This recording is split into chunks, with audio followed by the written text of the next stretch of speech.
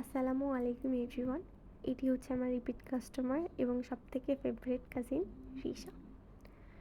তো এটি আমার ফার্স্ট টাইম কোনো ভয়েস ওভার দিয়ে ভিডিও মেক করা, ওই জন্য আমি কিছুটা নার্ভাস। আর আমার এই কাজিনটা সবসময় আমাকে যখনই দেখে ও নাকি আমাকে দেখলে মেহেদি লাগাইতে ইচ্ছা করে। তো বেশ কিছুদিন ও আমার ঘ্যান করতেছিল আমার কাছে যে আমি যেন ওকে মেহেদি লাগাই দিই।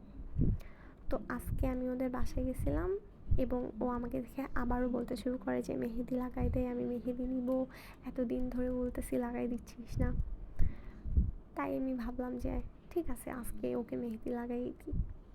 তারপরে ওকে যখন বললাম যে তুই ডিজাইন পছন্দ কর, সে ডিজাইনও পছন্দ করতে পারবে না।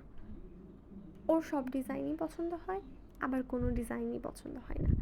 আমি যেটাই দিতে চাই, না এটা ভালো লাগতেছে না, আচ্ছা তাহলে আরেকটা দিই, এটা ভালো লাগতেছে না।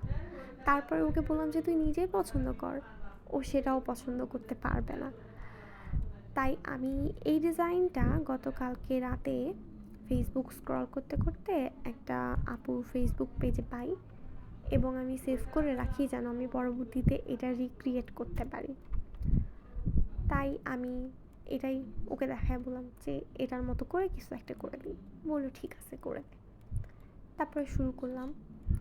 তো আমি পুরোপুরি কপি করিনি, ডিজাইনটা কিছুটা ওখান থেকে নিছি, আবার কিছুটা নিজের মাথা থেকে বের করে দিছি। এভাবে দিতে দিতে যাই হোক শুরু করলাম। তারপরে মেহেদি দিতে দিতে একটু পর্ব চললো খাওয়া দাওয়া করা, তারপরে আবার আমরা একটু ঘোরাঘুরি করলাম, তারপরে আবার কারেন্ট চলে গেল।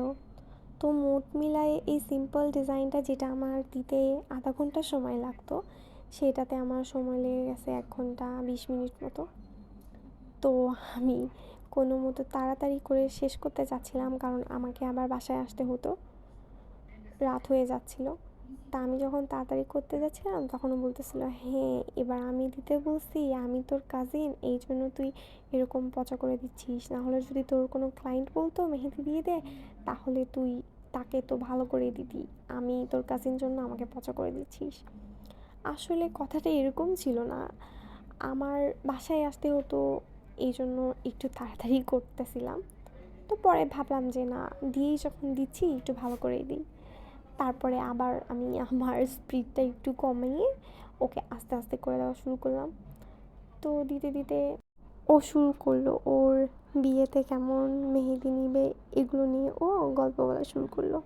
তখন বলতেছিল যে আমার বিয়েতে আমি কিন্তু এভাবে 4-5 পরে একদম মেহেদি নিব, পায়ে মেহেদি নিব, এই ডিজাইন নিব, সেই ডিজাইন নিব, এভাবে টাকায় দিবি। তো আমি বলতেছিলাম যে এখন হয়তো সেই ডিজাইনগুলো ভালো লাগতেছে, ওই জন্য ভাবতেছিস যে এখন সেই ডিজাইনগুলো নিবি, যখন তোর বিয়ে হবে আরও 4-5 বছর পরে, তখন আরও কত নতুন নতুন আপডেট ডিজাইন আসবে, তখন কিন্তু তোর ডিসিশন চেঞ্জ হয়ে যাবে, তখন কিন্তু তুই বলবি যে এগুলা ওল্ড হয়ে গেছে, এগুলা ডিজাইন পুরান হয়ে গেছে, এগুলো আমি আর নিব না, আমি এখন এগুলো নিব। তো ভেবে বলিস, এখনই ভেবে বলিস যে তুই কোনটা নিবি। এখন বলতেছিস সেটা নিবি, পরে কিন্তু আর আমি তখন তোকে কোনো গর্জিয়াস ডিজাইন দিয়ে দিতে পারবো না, তখন তুই যেটা দেখাইছিস আমাকে সেটাই আমি তোরে দিয়ে দেবো।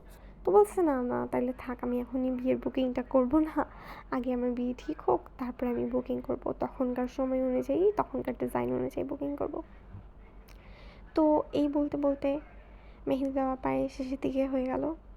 তো আমি ফার্স্ট টাইম যেহেতু ভয়েস ওভার দিয়ে ভিডিওটা করছি, আমি জানি না কী ভুল ত্রুটি হয়েছে আমার, তোমরা ক্ষমা দৃষ্টিতে দেখবা, এটাই আমি আশা করি। তো ভালো থেকো সবাই, আল্লাহ হাফেজ। আর কমেন্টে জানাও ডিজাইনটা কেমন হয়েছে।